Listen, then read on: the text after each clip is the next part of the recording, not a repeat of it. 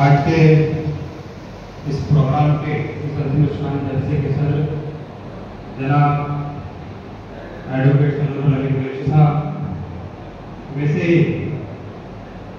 Press conference के सभी पदाधिकारी, कर्नाटक स्टेट के सभी पदाधिकारी,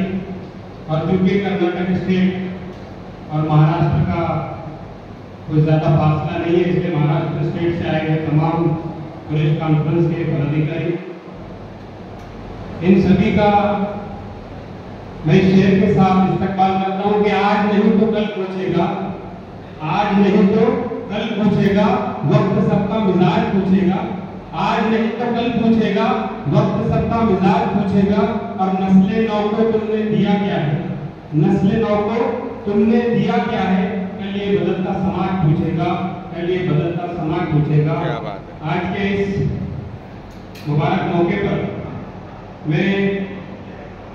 जनाब एडवोकेट सनोवर अली कुरैशी साहब और उनके राष्ट्रीय पूरी टीम को मुबारकबाद पेश करता हूँ कि उन्होंने इस गैर गुजरे दौर को बिरादरी के लिए और समाज के लिए एक नई किरण दिखाने का काम यहाँ पर किया। मैं यहाँ उन तमाम लोगों के लिए और खुसूसन एडवोकेट सनोवर अली कुरैशी साहब के लिए दुआ करूँ कि अल्लाह इनकी हर चीज में बरकत अता फरमाए और उनकी हर तजवीज को अल्लाह कबूल फरमाए, से दुआ करता हूँ। और मैं इस अधिवेशन के जरिए, क्योंकि मैं महाराष्ट्र से आता हूँ, मैं इस अधिवेशन के जरिए आप लोगों के इस महाराष्ट्र के जो कुछ प्रॉब्लम्स उनको समझ में आ रहे हैं आज के दौर में, उसकी क्योंकि कर्नाटक स्टेट के लेवल का एक प्रोग्राम रखा गया था, लेकिन पिछले 2-3 दिन पहले मैंने एक मैसेज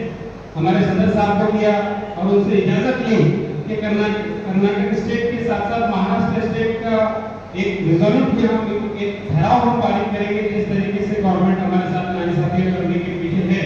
और कर रही है, जिस तरीके से एफआईआर बढ़ रही है और जो प्रोसीजर को फॉलो नहीं किया जा रहा, जो भी मशीनरी इसमें इन्वॉल्व है उनके खिलाफ या उनको कानूनी तौर पर हम किस तरीके से रोक सकते हैं और उनको किस तरीके से कायदे की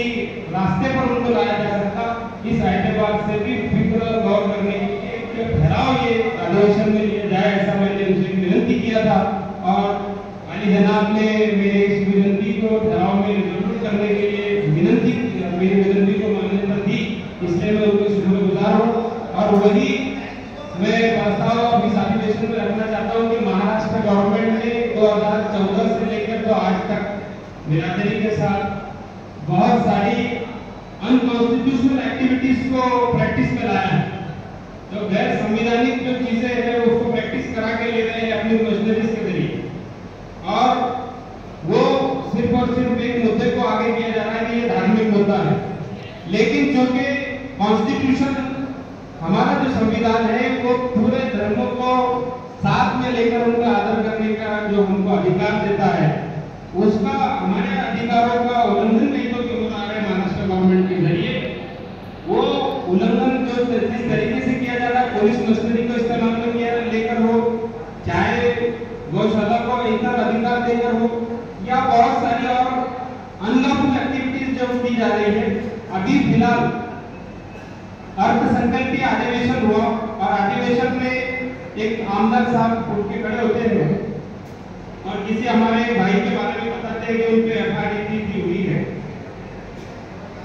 और करेगी, तो महाराष्ट्र के सीएम देवेंद्र फडणवीस जी का उसमें जवाब ये आया कि हम इसमें मकोका लगाएंगे, हम इसमें मकोका लगाएंगे। लेकिन बात ये सिर्फ इस हद तक रुक नहीं गई, बल्कि अभी कुछ दिन पहले के वाकया है खानदेश में फैजपुर बोल के